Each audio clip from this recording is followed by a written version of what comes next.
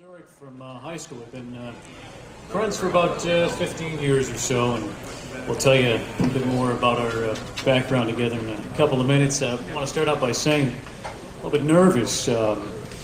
Paul and I host a shortwave radio show. It's on WBCQ 7.415 megahertz. If any of you guys are still into shortwave, I hope so. Yeah, I hope so too. So, pretty nervous. We're told that you should start this kind of things with a joke. So this hacker walks into a bar with a goat on his shoulder, and the rest of that. Yeah. All right. Celine Dion walks into a bar, and the bartender says, "Hey, why the long face?" Is that all right? Okay. I think I just see Chris joking. Thank you.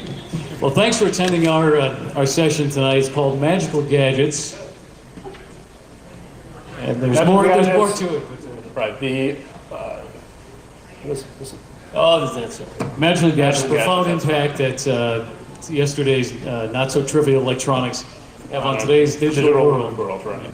And to be honest, this entire weekend probably would have escaped our purview had it not been for Bernie S., who a couple of weeks ago told us that H2K2 this time around existed. And we feel very privileged to be here. We initially felt maybe we didn't fit under this banner with a discussion of vintage electronics, is what we do on our shortwave radio show and on our website, which, as you can see, is pocketcalculatorshow.com. But if in Bernie's judgment we belong here, we feel good about it. Yeah, Bernie S. is a listener, and he's been with us since the beginning. He's given us plenty of email and feedback, and we're certainly glad he listens. So our website is called pocketcalculatorshow.com, and that is a compendium of electronics from the 70s and 80s, what we feel is the golden age of electronics, the best constructed, designed electronics of our lifetimes anyway. Maybe it'll come around again. The shortwave radio show is on WBCQ The Planet. We invite you to check out Al Wiener, who's the operator of the shortwave radio station. It's kind of the premier station. We're not just saying it because we're on it, but so many shortwave stations here in this country are religious and political, and Al's got a superb diversity of programming on that station. So, and I think Al's actually doing a talk on Sunday morning. He's going to be talking about shortwave radio, and there's a confidant, Tim Tron. 7.415 megahertz. And you find this tomorrow night, 10 o'clock, talking about vintage electronics. We'll actually be doing it, the show live from our single bed room. I'm going to sleep on the floor, though. Anyway, so do you have that magical gadget, the one gadget that we feel is the linchpin of all? Anybody guess?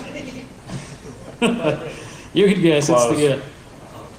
It's the pocket calculator. The four-function pocket calculator. So profoundly shaped our electronic way of life. It seems in the 70s the mantra was smaller, powerful, and then cheaper. But as we see it today, it's order of those goals seem to have changed. So our show Pocket Calculator likes to talk about that. We're not consumed with that fact that this cute, cool stuff existed when we were kids is no longer manufactured. But the mission of our website and the show has been to celebrate the excitement and kind of bring together memories of these items and the emotions related to it. Kind of hit some hot buttons, when you pull out the Little Professor, or you pull out a Defender game, or the Bally Astrocade. We're going to have hundreds of items, the original Pulsar LED watches. All of these items will be at a kiosk. It's on the second floor, the main level. You guys probably know better than I do, so I won't go any further with that. But we draw people to the website now by the thousands, and maybe by virtue of that, our friend Bernie thought we had a purpose here. We were featured on as a Yahoo pick about a week ago. Actually, it was the 3rd of July, and we had about 500,000 hits that one day. And I think we probably in the last 2 months we were the most sought website among the Yahoo picks. Yeah, we're definitely finding that we're not alone in this interest. Want to tell them about how we came up with the idea, or the idea for the show? Well, I'll get to that in a second. A little bit background of how we decided to focus on this one mission on the radio show, because I don't think you walk into a store anymore and get the same feeling that you did back in the 70s. Of course, it was vicarious for most of that, because I'm 31 and so was Paul. And not just gadget freaks. I mean, now you obviously have people lining up for new releases of game systems and that kind of thing. To us, it's quite overhyped. Mac fans may take exception to that. Are there any Apple fans here? Okay. Pocket calculators, digital watches seem to... What's that?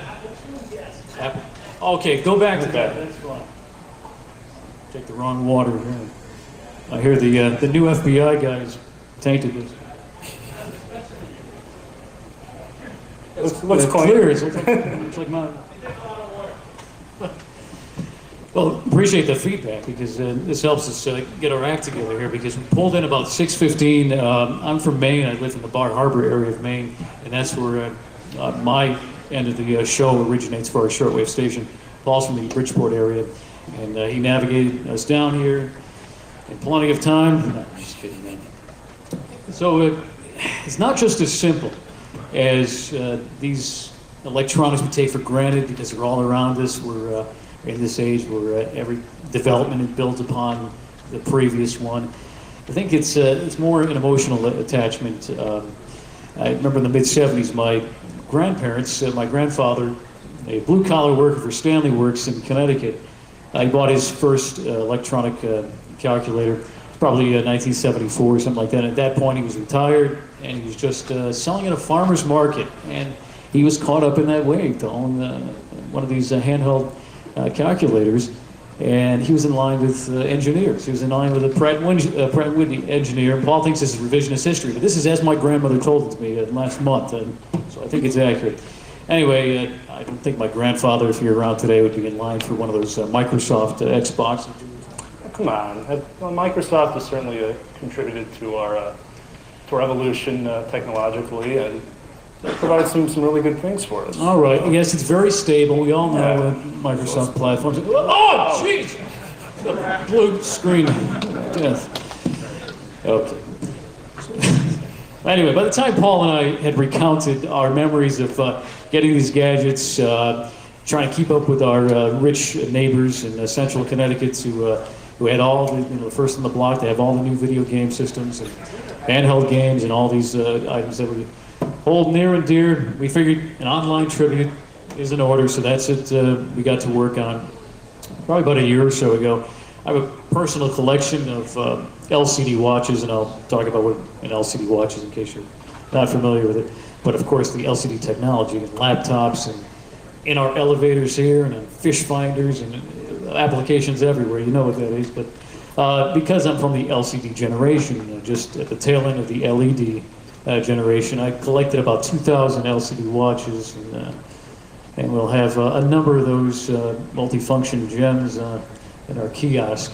I'd like to get it set up tonight, but because we pulled in late and we're in a garage about 3 blocks away, I don't know that we'll have our setup done tonight. But tomorrow, first thing, we'll have all these cool gadgets on display for you to touch if you care. But you're here, so I believe you did. Thank you for that reinforcement. I got a nod over there, so it feels good.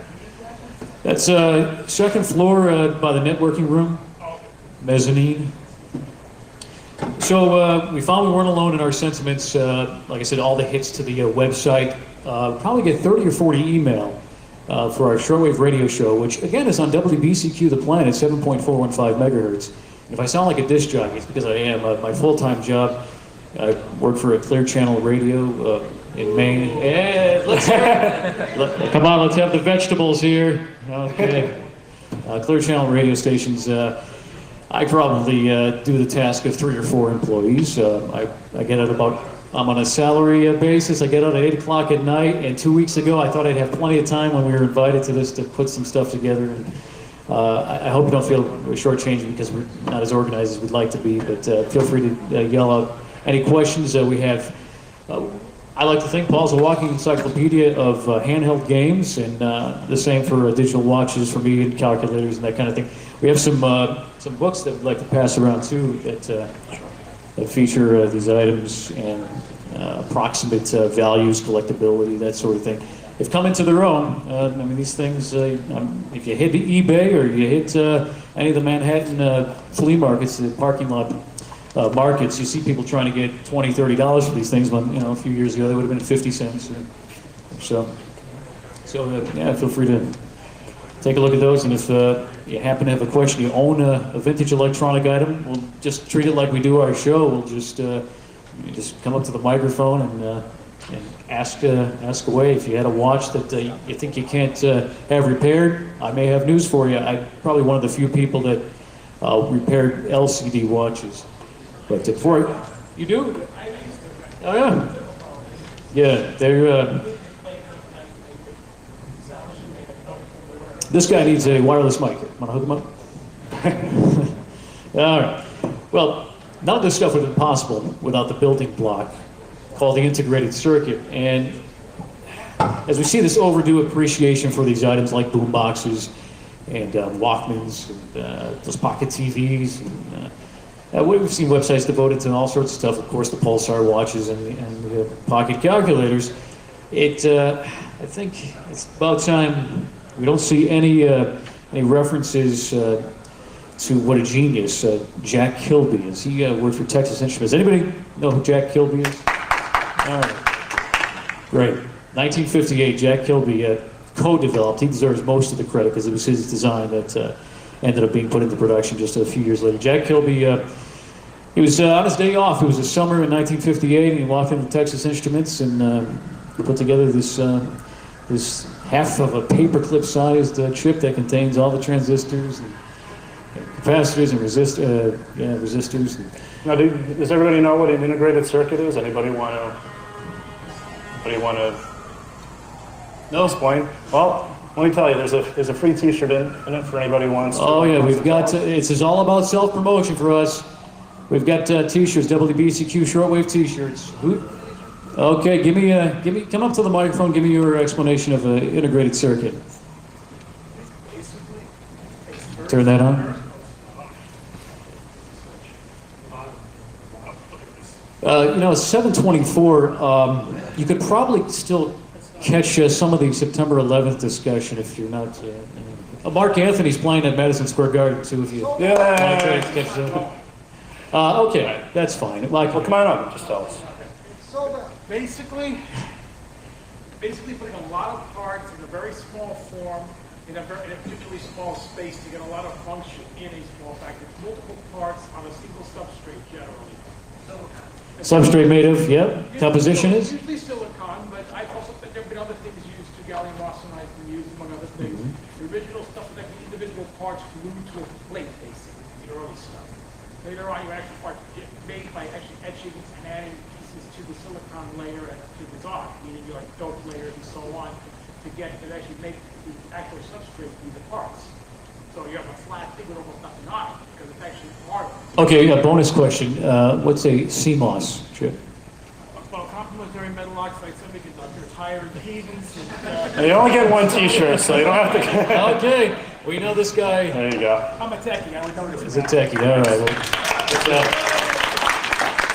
Okay, so we got Jack Kilby. So Jack Kilby invented the digital age with the components he was talking about, the integrated circuit. He certainly started it, but I read reports that to this day, Jack Kilby admits that he's computer illiterate, and he had one regret.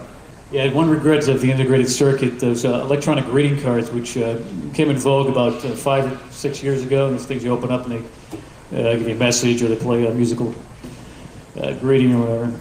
He wouldn't have invented the IC had he known for that one product. No, it's obviously not true. He had no idea the direction that thing was going to take. The transistor, when that was invented in 1947, I believe, it took about 15 years for its implementation and stuff you see all over your household, obviously transistor radios and other items. This only took about 7 years, the integrated circuit, to be implemented in such a wide form.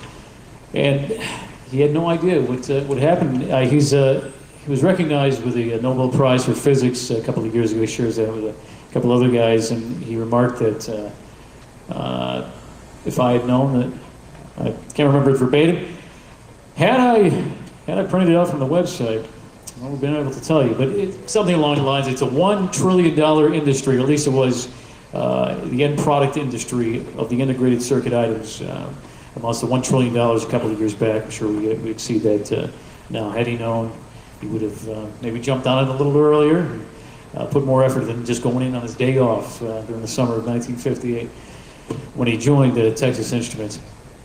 I think it's probably time to... I think somebody had a question there. Yeah.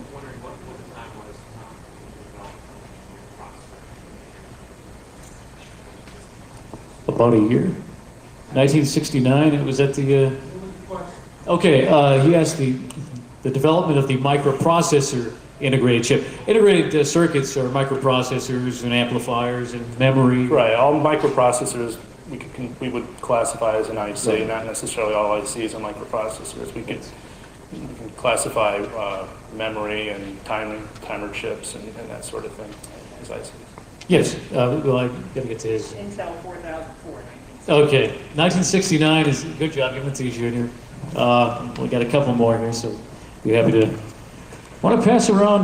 Well, anybody know the second microprocessor that was released? Before we jump ahead, I want to finish your answer. It's 1969. There's an Intel engineer. His name is Ted Hoff Jr. And he was assigned to a project for Bizicom. It was a company that wanted to market the first compact, not exactly a pocket calculator, but certainly by the standards of that day, it was a pocket calculator. And an IC is it's a dedicated computer, but it's only designed to serve one purpose. So if you stamp out ICs, you better know you're going to have a million items that are going to be using that to make it worthwhile.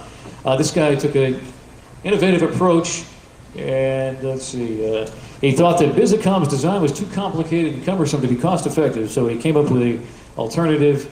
And instead of making the device act like a calculator, integrated circuit, he thought created the microprocessor with the programming abilities. And that product first hit, so the implementation was late 1970.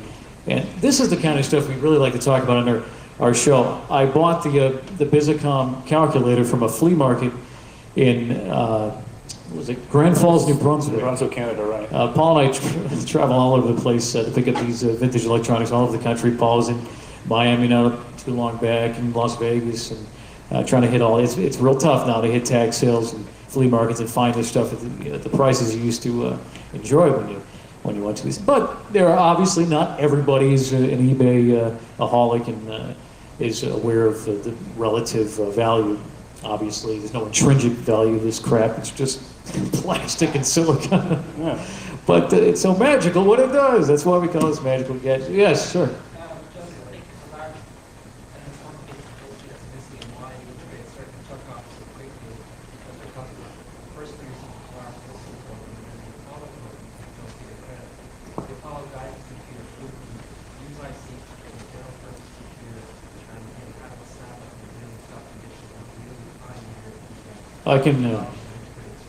I can verify that. We did want to discuss the military applications, but there's so much we still don't know. It's also shrouded in mystery. So rather than accept it at face value, I thought we'd just go at it from the consumer angle. No, that's a very valuable. Thank you for that. That was something that we'd be remiss without hearing. I do appreciate that. 1970s where we'll pick up with that 4004 chip, and that was the chip used in that Bizicom calculator that we picked up at a flea market.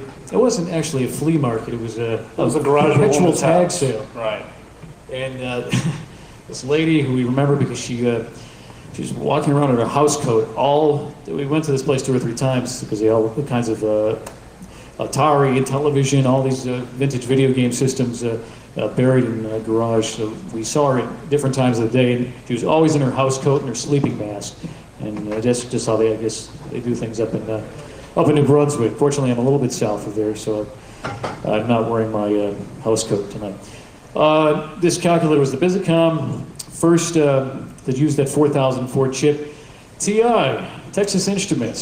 So where do they fall with their calculator? Their first is the one you see right there, the Datamath, the TI 2500.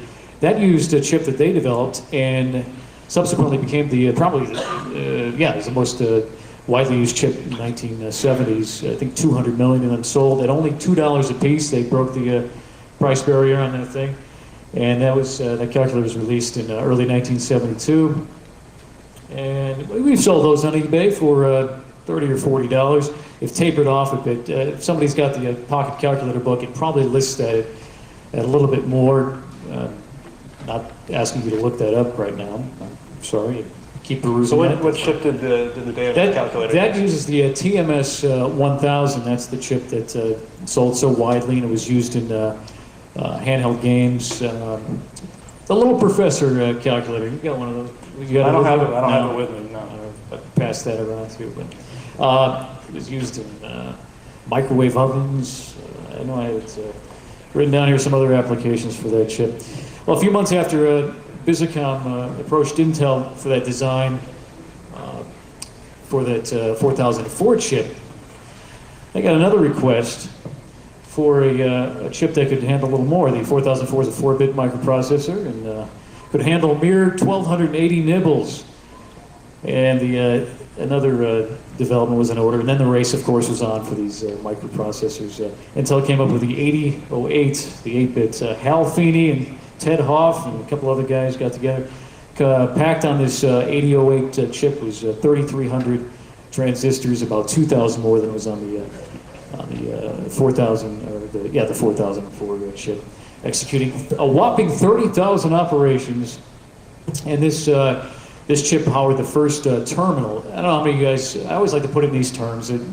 If you've been into a larger department store that had the dedicated terminals, computer terminals with a limited amount of processing capability, that was the chip that was in a lot of those early ones. And they said service merchandise is a store that comes to mind. Yeah. Do you know? They were in some wangs. I'm sorry, I can't answer that. I don't have that in my notes here. However, if we had arrived there before 6:15, I could have done a little more preparation. Anyway, Texas Instruments, probably the first company to really hit the public interest with the pocket calculator. People gathering around in stores, trying to hold this one item of this one marvel in their hands. You just don't see that anymore. You got new releases of Palm Pilots and video game systems. But who's excited? Who feels that same funky feeling, when you...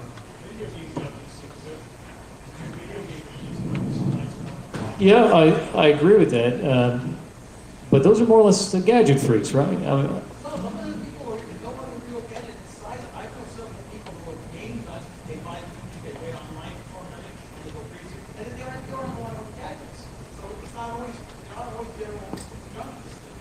No, I'm not necessarily technology junkies, but I think if you're a game junkie, you probably need to get a life. No, I'm just kidding.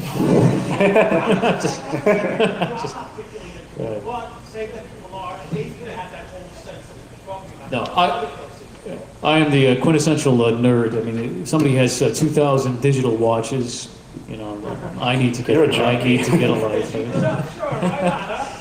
Unfortunately, I've gotten so caught up in this. I paid $200-300 for some of the watches you're going to see just to have in the collection. Casio-tron. Put a picture of some Casio watches on the display here. Casio-tron in 1976 introduced a watch that always eluded me, and I saw it on eBay, and I paid an astronomical amount for it. So the LCD watch collection, unfortunately, is approaching the price of your traditional mechanical watch collection, which is, it didn't start out that way, and that's why I started collecting as a kid, 13, 14 years old, 1980, buying the Well, remember when cheapo. when LCD and LED watches were sold initially, the prices were just astronomical. We expected to pay $250, $300 back in 1974, 1975 for a watch that really didn't do anything except for... How's that TMS 1000 chip holding up for you there? I didn't get his first name. This guy's probably been around a few sections. You all know him, right? Our friend Bernie, yes. I specifically remember taking that great calculator model. Set farther on it. When did that come out? 72, and I think I know where you're going with this. A true hacker. I took this school, and I experienced a crowd of no less than 50 fellow students crowding remarkable technology. It was just unheard of. This thing can do long division in split seconds of huge numbers. Oh, we were coming off of the slab rules. I mean, yeah, obviously If you're not gonna did a double find take. I can't think of a consumer electronic product today that would create that much excitement with regard to the same Right. product. I don't know whether we're just desensitized by so much technology coming at it, or whether there's just not as much innovation as they want. But Well, the innovation, we're going to, probably in the conclusion, we'll get to here in a couple of minutes, innovation is lackluster, we feel. It's devoted and channeled in just to a couple of areas we'll talk about in a few minutes. There's a much larger group of companies that were trying to develop competing products at the time. As far as, magical gadget type thing. Sinclair sold a calculator kit. We'll have samples of they had a calculator watch kit that didn't even tell the time. It was just a wrist calculator. I'm trying to think. Sinclair had some neat wrist radios and some other items. Well, so, yeah, Sinclair was big on kits. they had a lot of computer kits also. Sinclair computers had the Zilog Z80 processor. Yeah. And they were sold in kit form too for $150, $200, and I don't remember how well they sold. I don't know. They probably sold a lot better in the UK than here. Oh, you can still get one? yeah, new old stock. Oh, we love that term, New Old Stone. Yeah.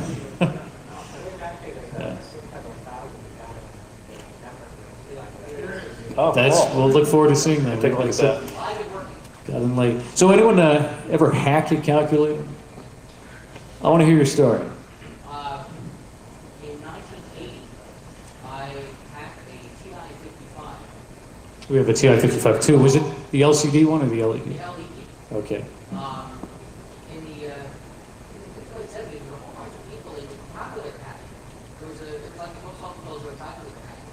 And the hack I did was I transformed my TI-55, which I didn't want anymore. I had a really nice little hacker hack.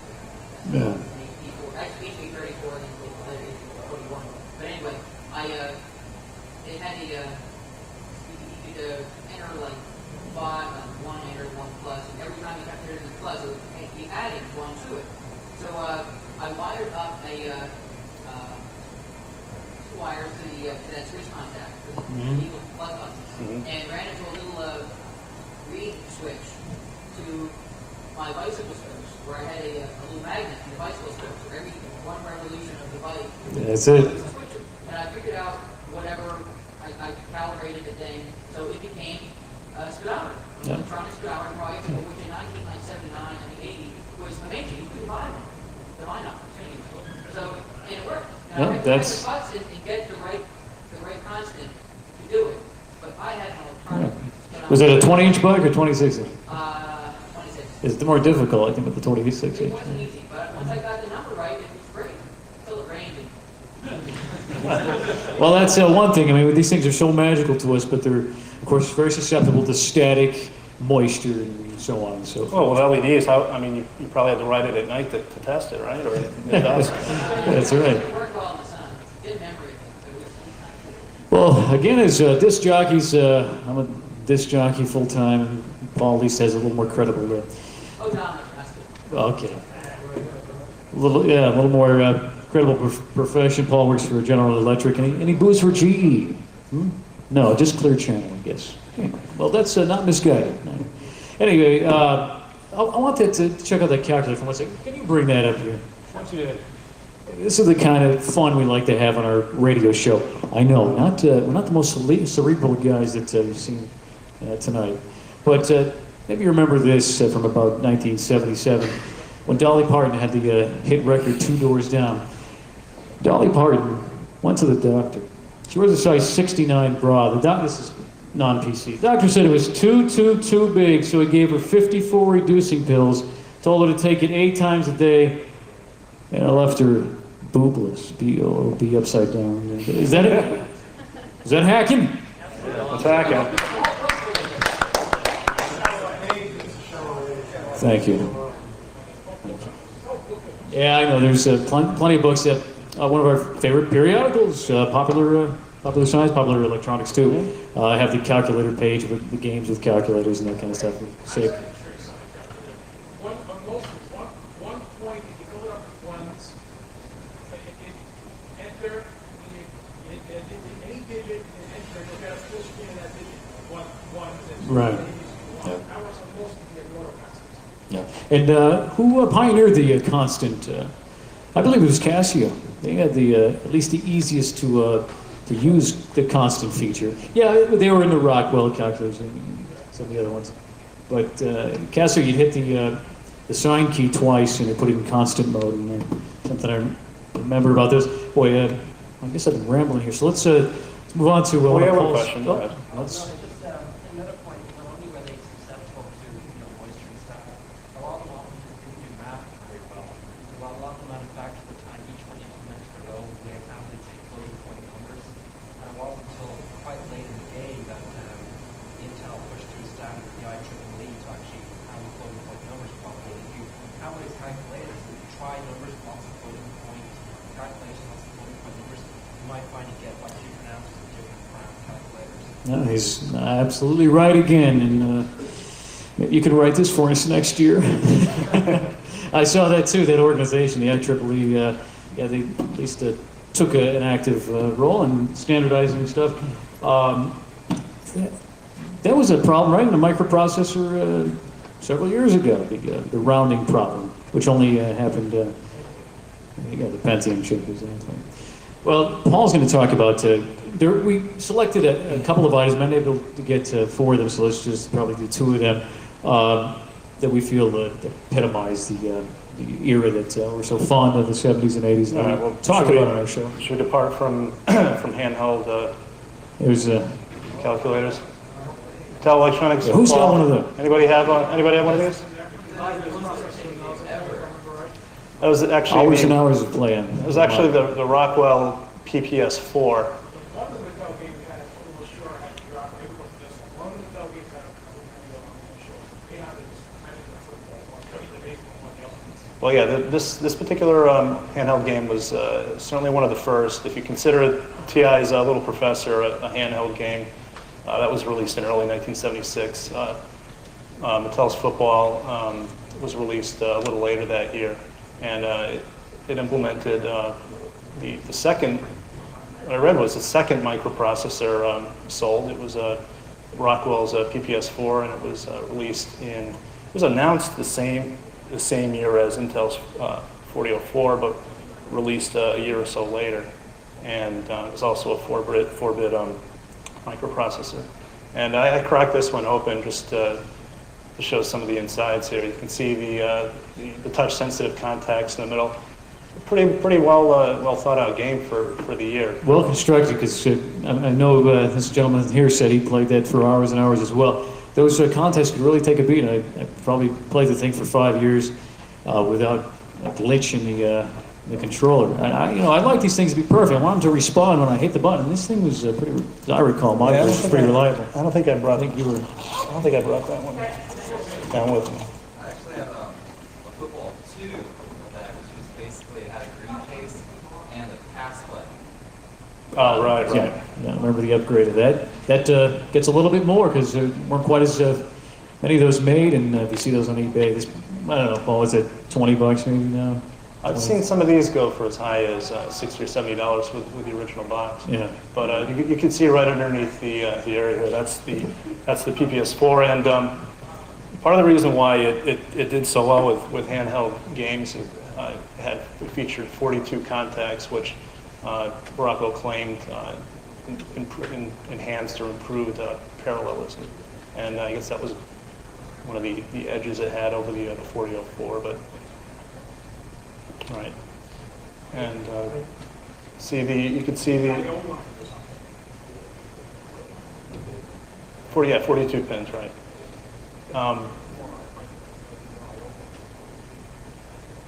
We have two LED displays. We have the one on the bottom, which is a typical alphanumeric LED display, and then the one underneath that just displays small red dashes to imitate the guys on the field. On the upper right-hand corner, you have the little speaker for sound, and it's pretty simple design, but Mattel's games sold incredibly well, and certainly led to a boom in handheld games. Prior to this, people were relying on arcade games and home video game consoles. So. And a cool note, I think, is that game is now available in recreated form in Walmart and Kmart department stores. I think it retails for about $15. They use the same die, I think, to cut the chassis there, but it instead uses a cheaper LCD display. Do you think they put it back in the manufacturer with that original display? No. I wanted to crack that open for it. Yeah, I should have. I don't think. Oh, it runs on AA too, not the classic 9-volt battery, the little cat jumping through it. Those are the memories I love. That's what we talk about. I think those images from the past. I think the LEDs on the new one aren't they're the traditional round LED lights, the LEDs that you see now, not the tiny. There's different incarnations of the LED display. The first, just your plain. Well, no, the original ones is used in the Pulsar LED watch, originally called the Hamilton. Then when it was released, it was the Pulsar. Had these segments made up of a series of dots, and then it went on to the single bars, the 7-segment, your typical 7-segment LEDs. Those obviously drew a lot of power and were costly, so they cut those in half and put little magnifiers over them. I think the Mattel, did they use the magnifiers in that? That's a good question. Yeah, we should take another look at that. Yeah. Right. All right. And that's one of the ways, as decline began and they realized the LED technology wasn't the best way to go. Yeah, they sucked down the batteries. You couldn't see it in sunlight. Couldn't play it outside. And that's when LCD took over. And there are a couple of different forms of LCDs, and we'll show that at our kiosk. There's the dynamic scattering LCD, which was in a couple of Sharp calculators and in a couple of early LCD watches, which failed. And then I went to the dynamic reflective LCD display, which is virtually in every watch after that. Now, I know you had a question. The biggest watch. What does ASR do? See the 3 letters? Oh, the functions on the... Yeah. I have an instruction manual for that.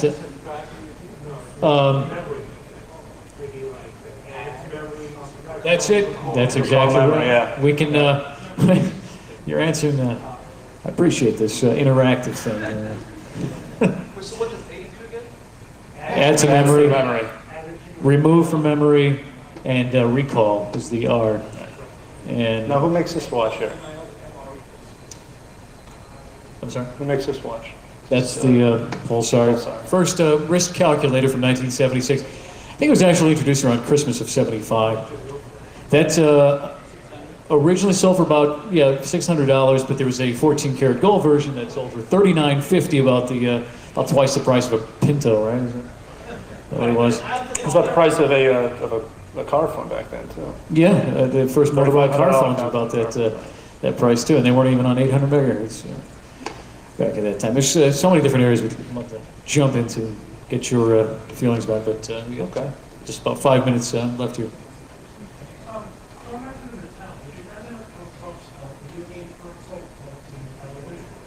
Yep. It's phenomenal, and you'll see it on our kiosk. Oh, yeah, we've got one. We're going to have... Working down the second floor too with Oh, there's one down there too? working with about 20 different partners. Okay. Well, Paul's... Go down and play it. We've got the 20-inch TV, and we'll have probably 4 different game systems. He has the Vectrex system, if you recall that one. A bunch of cartridges for you to try. You'll just hit the different selector switches there and select the one you want to try out. Boy, it's nowhere close to walking into an electronica, a Circuit City or a Best Buy and playing other video game systems. But I like the crudeness of our presentation. That's an array of Pulsar watch products. Yeah, middle one is probably the HPO1. cream of the crop for calculator watches. The HPO1? pen. Oh, the They CalcuPen. didn't make it at all. No, that's why when you see those on eBay, they start at $100, even if they're not in a box or anything like that. 6-digit display, I think, and that those rocker switches were a little bit touchy. Those 4-position. No, that's 8. Is that an 8? 1 through 8. Oh, he just took that in Photoshop. That's a 6. I'm telling you. I doctored that one. That's the uber rare one, the 6-digit display one. I can't get anything right. Comment? Yes. I've seen an unusual 9-segment display in that box that you're thinking of. An old Panasonic vacuum compressor display. Is it a gift for us? Just a- Oh, yeah. Look at that. Yes. And it works. There's some notes in the back of it, but it's not an interesting. Somebody left it on. Okay. Just gotta play with it. Yeah. Play with that. Oh, there it goes. You play with that. Yeah, VFD display is important to mention. The Nixie tube display, which is in the Casio. An extra segment that could show the tail of the board sticking out. I've never seen that in any other display before. I've never noticed that. I think we'll devote an hour to that tomorrow night on our show. No, that's the kind of thing we do. We spent about a half an hour on the what the heck was the model that the first talking calculator, the Casio something 1000. It had pre-programmed messages on the one chip. It had 6 messages. Had the Oh, the TA1000. TA1000, right? It had pre-programmed for the say every digit, and Paul's got an audio In sample. fact, I got an audio sample. Speaking of spell, 1978, Hackable machine. very hackable. Could you get it to say the F word? I can have it spelled out. Yeah. I know, we all did that. Spelling it wrong, it probably would work. That's why I put it. So we got, I'll move on.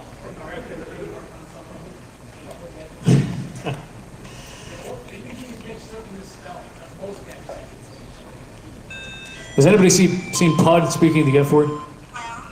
He, was he the pioneer behind fcompany.com? Nobody's seen Pud. There it is. That's the TA going. Okay. So we'll let this run over the company. Anyway, you get the idea. What is amazing to me, though, that the 1980 calculator that's capable of, with its circuitry, capable of creating those, that simulated, obviously, Japanese voice. I'm not politically incorrect on that. There's a chip in Radio Shack right now on the shelf, but hurry, you got to get to Radio Shack soon because they're going to take all this stuff off the shelves. You remember the days of Popular Science, you got a project kit, it gives you a parts list. Go to Radio Shack, ask for catalog number 26-052. And no, they're, at least in the Radio Shacks in our area, and I don't know if you guys check them out on any sort of basis, but they're consolidating all of the little parts, the ICs, the timer ICs, and the, Oh, yeah, the talking, the voice recorder ICs and all this stuff. Is that... I can't go to the store, it wasn't my mail that was the store or you. There's a little mail. Yeah, what good is that? You got a late night Exactly. project, you got to run the Radio Shack. Can't run until Sunday afternoon to get your parts. Exactly. That's exactly right. And that is kind of the essence of what we're talking about here. Radio Shack, If you need a cell phone, they got you yeah, covered. Radio Shack is sold out because, hey, they got a whole wall of consumer cell phones and Nextel. You ask questions, we say, duh. You never know the right answers. That should be the new campaign for Radio Shack, and I think we'll get sarcastic tomorrow night on our radio show called Pocket Calculator. It's on WBCQ at 7.415 megahertz. Yeah, and if any of you guys want to come up and listen in, or if you have anything you want to share with the world on shortwave, by all means, come on up. Yeah, let's we're in, do we're in room 1071. 1071. Come on by. BYOB.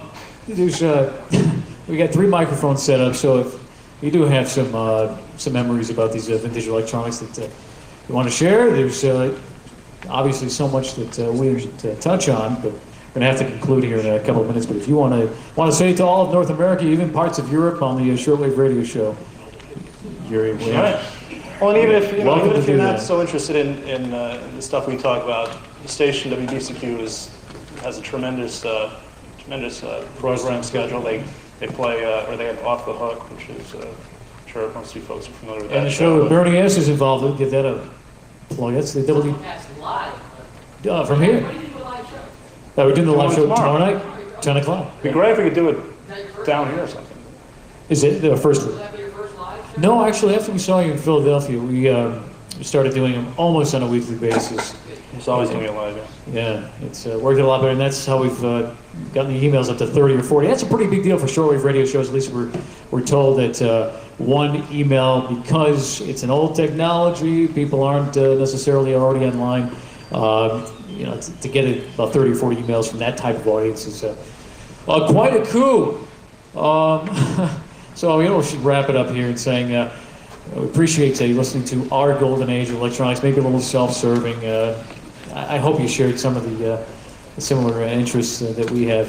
in And this kind certainly, of stuff. certainly stop by our table if you want to share some more stuff. There's so much stuff that we couldn't display tonight, but you're more welcome to come by and chat with us and play with our gadgets. Yeah. So, how about the prepared statement? The constant race to market a 20% faster chip, another 100 satellite channels, 1,000 extra free cell phone minutes, and so on, allows us little time to appreciate where we are in this exponentially growing electronic age.